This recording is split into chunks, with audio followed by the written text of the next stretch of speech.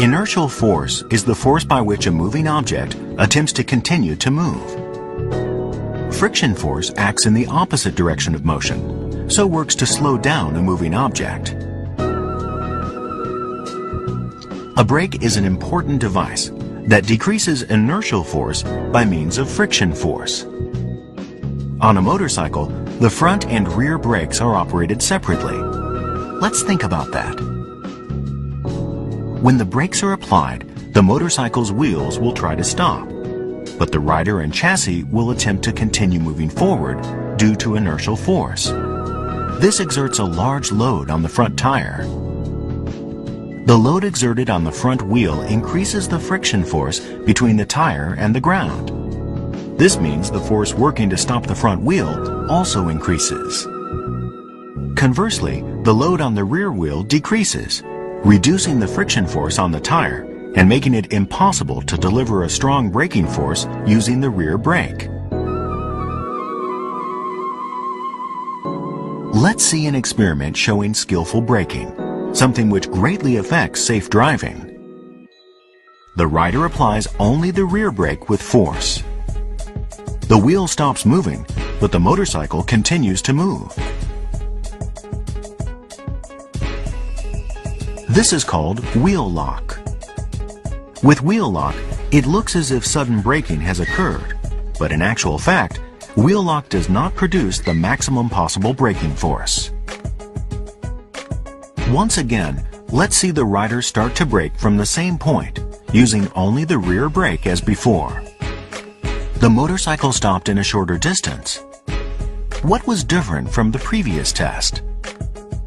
In the first test, the tires slid during wheel lock, but this time the bike stopped while the wheel was still turning.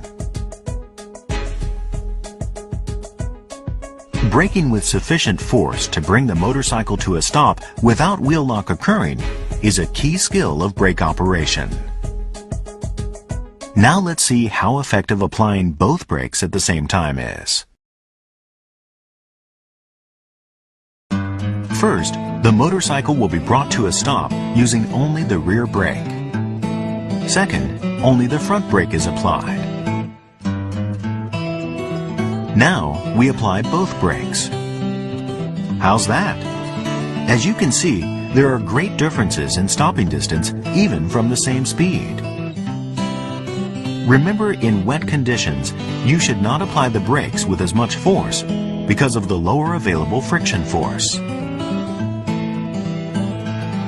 There are a variety of road surfaces, and these change constantly.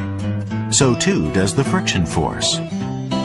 Take care to ride your motorcycle safely, using both brakes appropriately, and while keeping in mind that friction force changes depending on the road.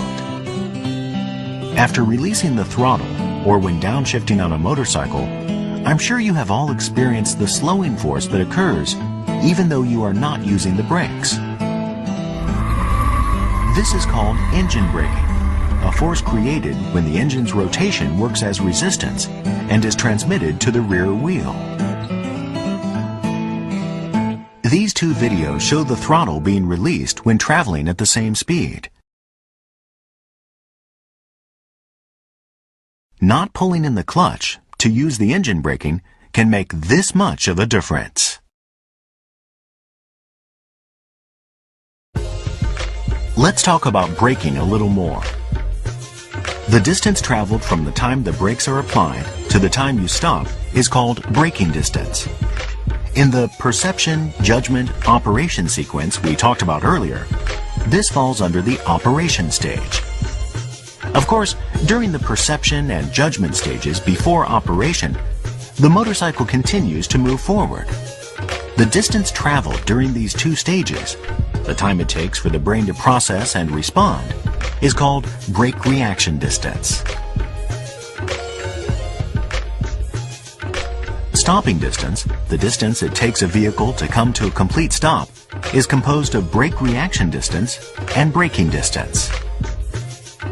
This chart shows the brake reaction distance, braking distance, and stopping distance at various speeds, with the reaction time for perception and judgment assumed to be 1 second.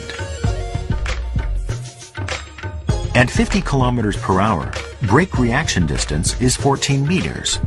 Then another 18 meters is required for braking distance. And a total of 32 meters is required for a complete stop after perception. Remember that as speed increases, stopping distance becomes much longer.